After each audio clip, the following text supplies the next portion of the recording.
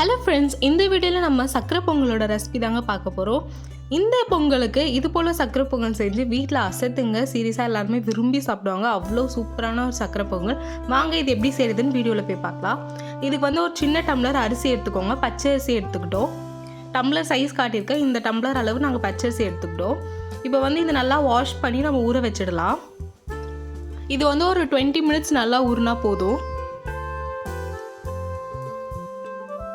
அந்த கேப்பில் ஒரு பாத்திரத்தில் தண்ணி ஊற்றி நல்லா கொதிக்க விட்டுருங்க. இப்போ அரிசி எப்படி நம்ம வெடித்து எடுக்கணும் அதே மாதிரி தான் இப்போ பச்சை அரிசியை நம்ம தண்ணியில் போட்டு நல்லா வேக வைக்க போகிறோம்.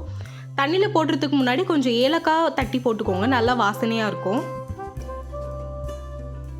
அதுக்கப்புறம் நம்ம ஊற வச்சிருந்த பச்சை அரிசி எல்லாமே அதில் சேர்த்துக்கலாம். சேர்த்துட்டு ஒரு அரை மணி நேரம் 40 நிமிஷம் ஆகும் இது நல்லா வேகிறதுக்கு.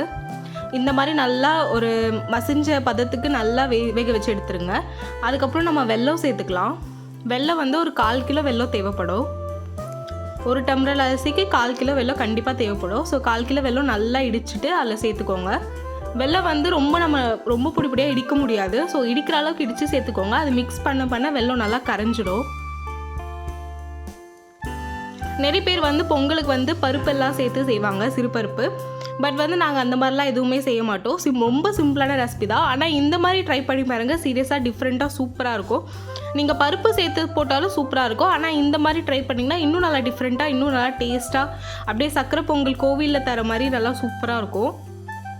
வெல்லம் எல்லாமே நல்லா மிக்ஸ் ஆகிடுச்சு. இப்போ இது வெல்லத்தோடு சேர்ந்து ஒரு 10 நிமிஷம் நல்லா கொதிக்கட்டும்.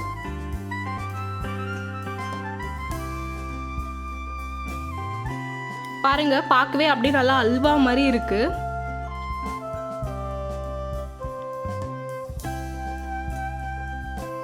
அவ்வளோதாங்க, இப்போ சக்கரை பொங்கல் ரெடி ஆயிடுச்சு.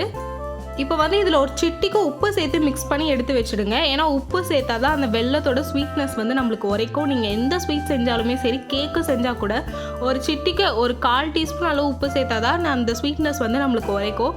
ஸோ இந்த சக்கரை பொங்கலுக்கு ஒரு 1/2 டீஸ்பூன் உப்பு சேர்த்துட்டு நல்லா மிக்ஸ் பண்ணி விட்டுருங்க. வெல்லம் நல்லா நம்மளுக்கு ஸ்வீட்டாக உரைக்கும். இப்போ முந்திரி பருப்பு நெய்யில் பொரித்து எடுத்து போட்டுடலாம்.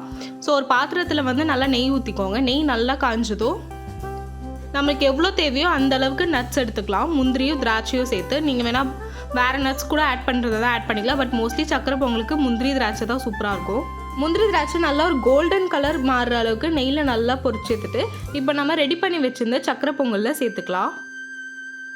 ஆல்ரெடி அது நல்லா அல்வா மாதிரி இருந்துச்சு. இப்போ நெய் அதோடு சேர்த்து நல்லா மிக்ஸ் பண்ணவும் அப்படியே பார்க்க அல்வா மாதிரி சூப்பராக இருந்துச்சுங்க. அப்படியே ஒரு கிண்ணத்தை எடுத்து ஒரு இலையில பாத்திரத்தில் கொட்டினா அப்படியே அல்வா மாதிரி விழும் அது.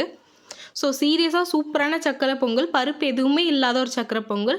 ஸோ இந்த பொங்கலுக்கு இந்த மாதிரி சக்கரை பொங்கல் ட்ரை பண்ணி பாருங்கள். கண்டிப்பாக வீட்டில் எல்லாருக்குமே பிடிக்கும். குழந்தைங்க எல்லாமே அவ்வளோ ஸ்வீட்டாக இருக்குன்னு சொல்லி விரும்பி சாப்பிடுவாங்க. நம்ம பெருசாக இல்லை சர்க்கரையோ நாட்டு சக்கரையோ அந்த மாதிரி எதுவுமே ஆட் பண்ணல, வெல்லம் தான் ஆட் பண்ணியிருக்கோம். ஸோ ரொம்ப ஹெல்த்தியான ஒரு சக்கரை பொங்கல் தான். ஸோ இந்த பொங்கலுக்கு கண்டிப்பாக ட்ரை பண்ணி பாருங்கள். நம்ம சேனல் இது வரைக்கும் சப்ஸ்கிரைப் பண்ணாதவங்க நம்ம சேனலை சப்ஸ்கிரைப் பண்ணிக்கோங்க. அப்படியே பெல் ஐக்கான் ப்ரெஸ் பண்ணிக்கோங்க. ஸோ இது போல் சூப்பரான ரெசிபிஸ் எல்லாம் மிஸ் பண்ணாமல் பார்க்கலாம்.